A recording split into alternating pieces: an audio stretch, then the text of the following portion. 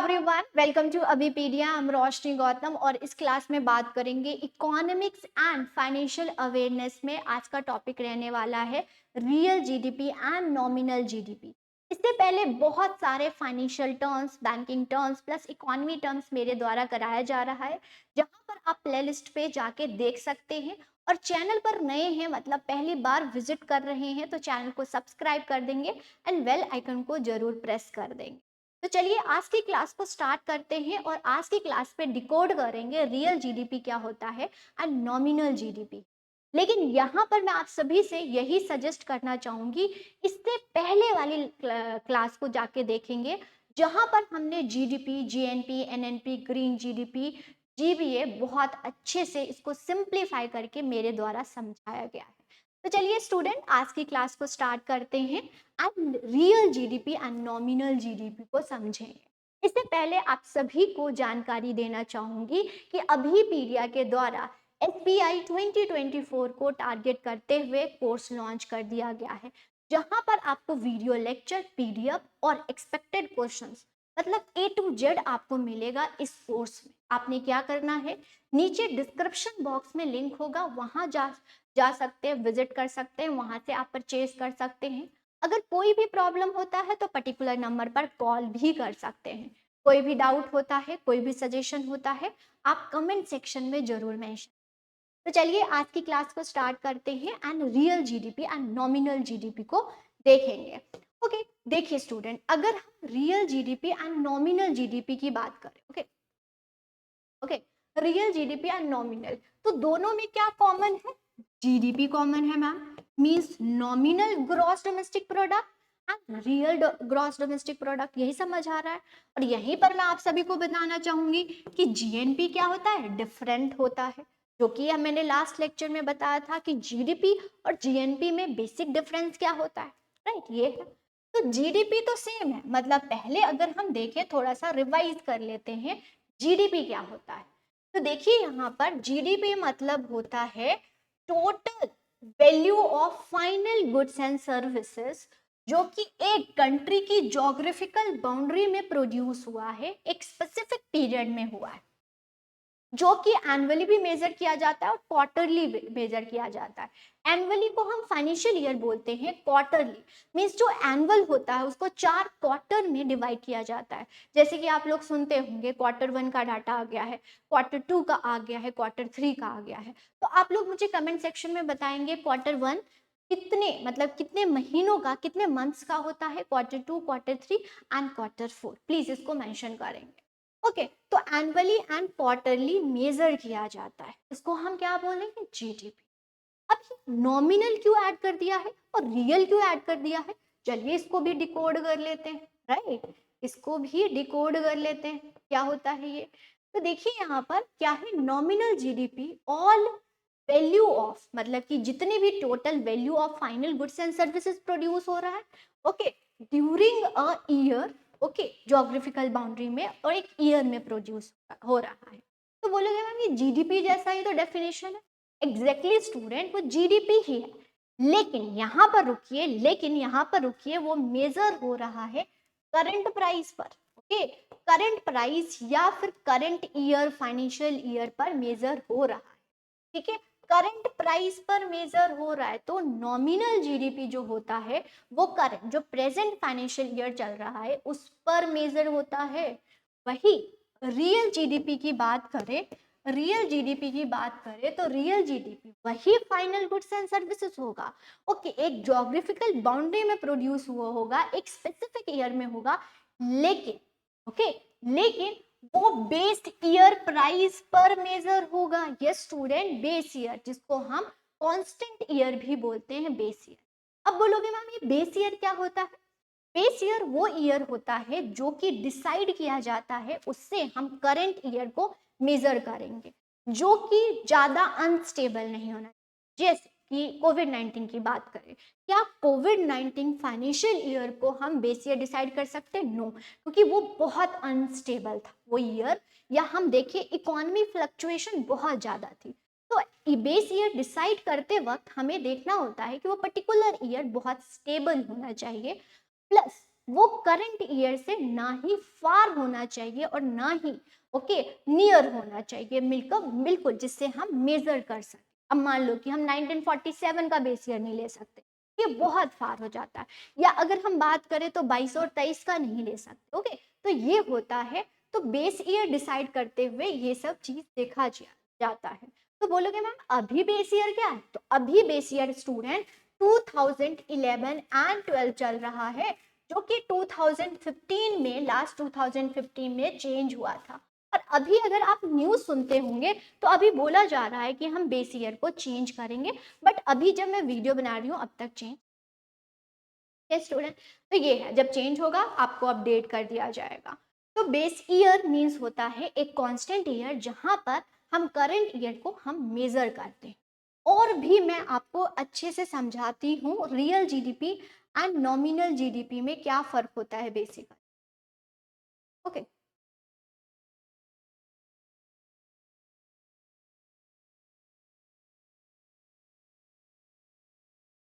Okay, इसको समझते हैं।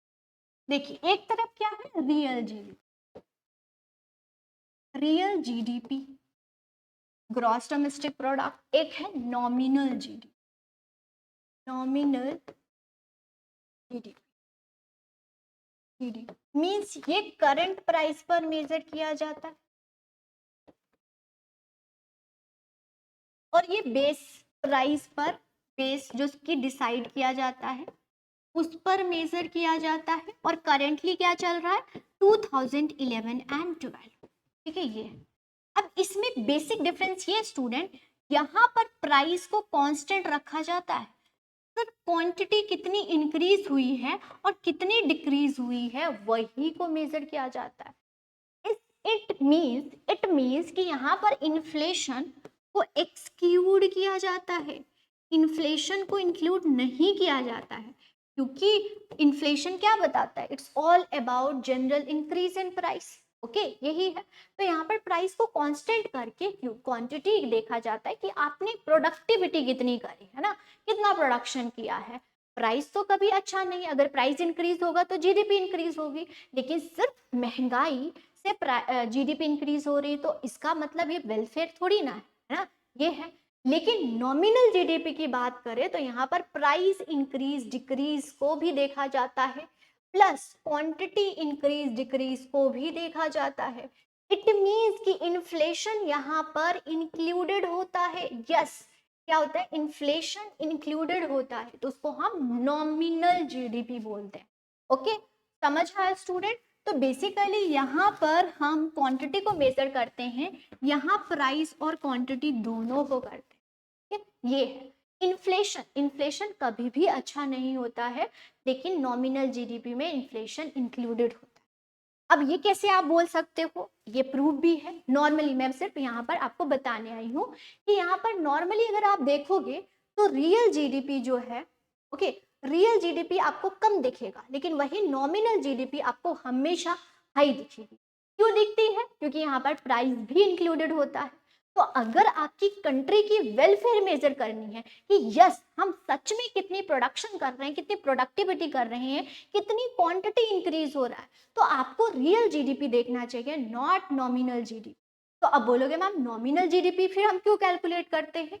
क्योंकि हमें करंट ईयर भी तो देखना है, तो करंट ईयर की कितनी प्रोडक्शन हुई है, इसीलिए नॉमिनल। लेकिन बेस्ट मेजर बात करें तो वो क्या है, रियल। अभी अगर आप देखोगे स्टूडेंट तो Q2 की डाटा आई, ओके, Q2, और यहाँ पर आप देखो, यहाँ देखोगे तो सिर्फ जीडीपी लिखा हुआ नहीं है, जीडीपी के साथ रियल जीडीपी लिखा हुआ है। और रियल जीडीपी Q2 में हमारा क्या है, फाइनेंशियल ईयर 2020-24 और 25 का है 5.5। ओके, 5.5। ये ministry of statistics and programme implementation का वेब पोर्टल है।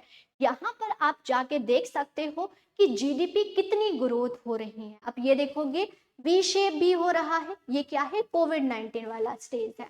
और वही अगर प्रेजेंट देखोगे जो कि रिसेंटली Q2 का डाटा है, वहां पर नॉमिनल नहीं लिखा हुआ, रियल जीडीपी। तो आपको समझ आना चाहिए कि रियल जीडीपी क्या बताता है एंड नॉमिनल जीडीपी क्या है। अब कभी भी आप न्यूज़पेपर पढ़ेंगे तो इसमें कंफ्यूजन नहीं होंगे। चलिए और डिटेल में इसको पढ़ लेते हैं, real GDP and nominal GDP क्या होता है। तो nominal GDP sum total of economy output, okay, जितनी भी आउटपुट है उसको करंट मार्केट प्राइस पर, करंट फाइनेंशियल ईयर पर क्या मेजर किया जाता है, ओके, ये है। वही real GDP total, total of economy out produce in a year, उसको predetermined base year, predetermined मतलब पहले से डिसाइड किया जाता है कि हम कौन सा बेस ईयर लेंगे और उसी पर मेजर किया जाता है, कंपैरिजन किया जाता है, ओके, ये है। इन्फ्लेशन की बात करें, बहुत इंपॉर्टेंट है, इसको नोट करेंगे। इन्फ्लेशन नॉमिनल जीडीपी में does not take into account, मतलब इन्फ्लेशन को देखा नहीं जाता है, इन्फ्लेशन को एक्सक्लूड नहीं किया जाता है, इंक्लूडेड किया जाता है। बट रियल जीडीपी एडजस्टेड होता है इन्फ्लेशन के साथ। मीन्स यहाँ पर हम प्राइस को, ओके, प्राइस को क्या करते हैं, कांस्टेंट करते हैं, राइट, समझ आ रहा है। ये एक्सप्रेस होता है करंट मार्केट प्राइस, आपसे बहुत इंपॉर्टेंट है।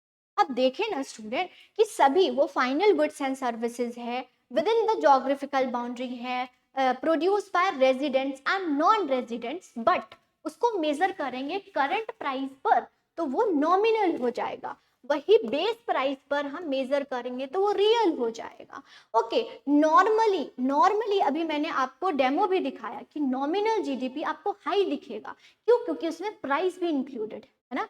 मान लो कि किसी किसी ईयर में क्वांटिटी क्या थी 2 और दूसरे ईयर में क्वांटिटी भी 2 रही, लेकिन प्राइस आपका क्या हो गया, प्राइस आपका 4 से 6 हो गया, तो आप देखोगे अगर आप इसका जीडीपी इनकम निकालोगे तो आपको इंक्रीज दिखेगा, लेकिन यहाँ पर हमारा प्राइस तो कांस्टेंट, क्वांटिटी तो कांस्टेंट है, सिर्फ प्राइस इंक्रीज हो रहा है, फिर भी जीडीपी इंक्रीज हो रहा है ना। तो प्राइस क्या अच्छा होता है इकोनॉमी के लिए, कभी नहीं अच्छा होता है, क्योंकि क्वांटिटी इंक्रीज होनी चाहिए बेसिकली, कुछ लिमिट तक प्राइस अच्छा होता है, ओके। ये सब आप सभी को हम इन्फ्लेशन में समझाएंगे, ओके।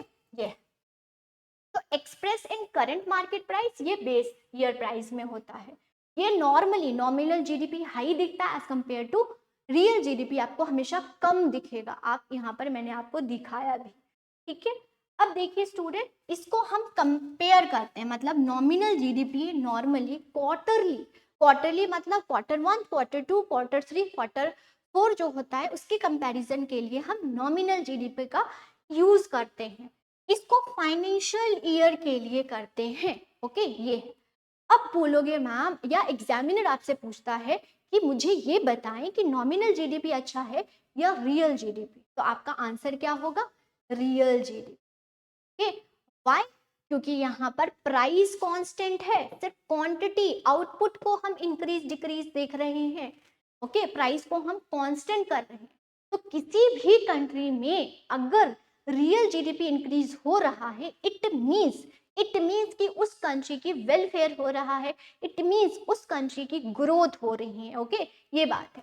तो real GDP consider a welfare index, okay, for the people and for that country, okay. Increase in real GDP, it means increase in level of output में increase देखने को मिल रहा है, और इसमें इसमें क्या होता है, इन्फ्लेशन एक्सक्लूडेड होता है, मीन्स इन्फ्लेशन को एडजस्ट किया जाता है, राइट। और एक और इंटरेस्टिंग चीज मैं आपको यहाँ पर समझाना चाहूंगी, ओके, यहाँ पर देखिए, यहाँ पर बहुत अच्छे से मैं आपको एक चीज बताना चाहूंगी लास्ट में, देखिए, इट मीन्स अगर इकोनॉमी में, ओके, अगर इकोनॉमी में इन्फ्लेशन है, अगर इकोनॉमी में, यहाँ पर हम समझते हैं,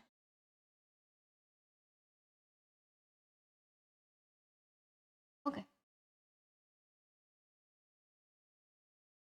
बहुत इंटरेस्टिंग चीज है, यहाँ पर ध्यान से समझिएगा। अगर इकोनॉमी में इन्फ्लेशन है, इकोनॉमी में इन्फ्लेशन है, तो आपका nominal GDP is greater than real GDP होगा। लेकिन लेट्स सपोज इकोनॉमी में डिफ्लेशन चल रहा है, इकोनॉमी में डिफ्लेशन चल रहा है, deflation means decrease in price, deflation क्या होता है, डिक्रीज इन जनरल प्राइस, और यहाँ पर inflation increase in general price. इस सिचुएशन में ध्यान समझिएगा, इस सिचुएशन में nominal GDP is less than real GDP. Okay okay, तो ये होता है। तो अगर इन्फ्लेशन होगा तो नॉमिनल जीडीपी इंक्रीज होगा, लेकिन इन केस ऑफ डिफ्लेशन आपका नॉमिनल जीडीपी कम होगा, क्योंकि nominal GDP always price increase को दिखाता है। अब मैं आपसे एक सवाल पूछती हूँ, एक क्वेश्चन पूछती हूँ, इन केस इकोनॉमी में ना ही इन्फ्लेशन है ना ही डिफ्लेशन है, ओके, कुछ भी नहीं है, इन्फ्लेशन भी नहीं है, डिफ्लेशन, तो रियल जीडीपी और नॉमिनल जीडीपी क्या होगा? कमेंट सेक्शन में जरूर लिखे स्टूडेंट, और इसका आंसर मैं नेक्स्ट क्लास में आपको दूंगी। तो आज की क्लास में हमने डिकोड किया real GDP and nominal GDP. कोई भी इकोनॉमी टर्म्स आपको समझना है या बैंकिंग टर्म्स आपको समझना है तो आप कमेंट सेक्शन में भी लिख सकते हैं। आपको कोई भी डाउट होता है, कोई भी सजेशन होता है, कमेंट सेक्शन में लिख सकते हैं। कोर्सेज बाय करना है तो डिस्क्रिप्शन बॉक्स में लिंक होगा, वहां जा सकते हैं। कोई भी डाउट होता है कॉल करके भी पूछ सकते हैं। ओके, आज की क्लास में इतना ही, नेक्स्ट क्लास में मिलेंगे नए टॉपिक के साथ। Thank you so much.